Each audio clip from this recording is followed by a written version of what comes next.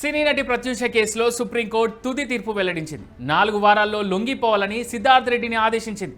ఈ కేసులో నిందితుడు సిద్ధార్థ్ రెడ్డి పిటిషన్ను సుప్రీంకోర్టు కొట్టేసింది. నిందితుడికి హైకోర్టు ఖరారు చేసిన శిక్షను సమర్థించిన అత్యున్నత న్యాయస్థానం సిద్ధార్థ్ రెడ్డి లొంగిపోవాలని ఆదేశించింది. ఇక దివంగత హీరోయిన్ ప్రత్యూష గురించి ప్రత్యేకంగా పరిచయం అక్కర్లేదు.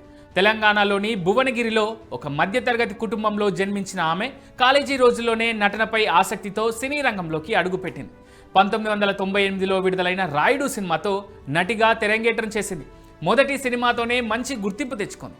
ఆ తర్వాత శ్రీరాములయ్య చిత్రంలో కీలక పాత్రలో నటించింది. ఇక తెలుగులో స్నేహం అంటే ఇదేరా, కలుసుకోవాలని వంటి చిత్రాల్లో నటించి తక్కువ సమయంలోనే స్టార్ స్టేటస్ను సంపాదించుకుంది. అప్పుడప్పుడే వరుస అవకాశాలు అందుకుంటున్న ప్రత్యూష కెరీర్ మంచి ఫామ్లో ఉండగానే తన ప్రియుడు సిద్ధార్థ్ రెడ్డితో కలిసి 2002 ఫిబ్రవరి 23న ఆత్మహత్యాయత్నం చేసింది. ఈ ప్రయత్నంలోనే ప్రత్యూష చనిపోగా సిద్ధార్థ్ రెడ్డి కోలుకున్నారు. అయితే సిద్ధార్థ్ రెడ్డి వల్లే తన కూతురు మరణించిందని ఆరోపిస్తూ ప్రత్యూష తల్లి సరోజ్ని పోలీస్ స్టేషన్లో కంప్లైంట్ చేయగా ఆయనపై కేసు నమోదు చేసుకొని పోలీసులు అరెస్ట్ చేశారు. ఈ క్రమంలోనే ఈ కేసులో నాంపల్లిలోని స్థానిక కోర్టు సిద్ధార్థ్ రెడ్డికి 5 సంవత్సరాల జైలు శిక్ష విధించింది.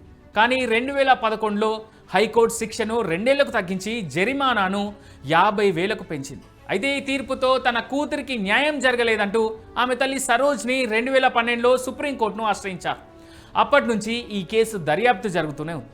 గతేడాది నవంబర్లో సిద్ధార్థ్ రెడ్డి తనపై వేసిన జైలు శిక్షను సవాలు చేస్తూ అప్పీల్ చేయగా అతడి శిక్ష పెంచాలి అంటూ ప్రత్యూష తల్లి సరోజ్ని వేసిన పిటిషన్లపై గతేడాది నవంబర్లో సుప్రీంకోర్టు రిజర్వ్ చేసింది.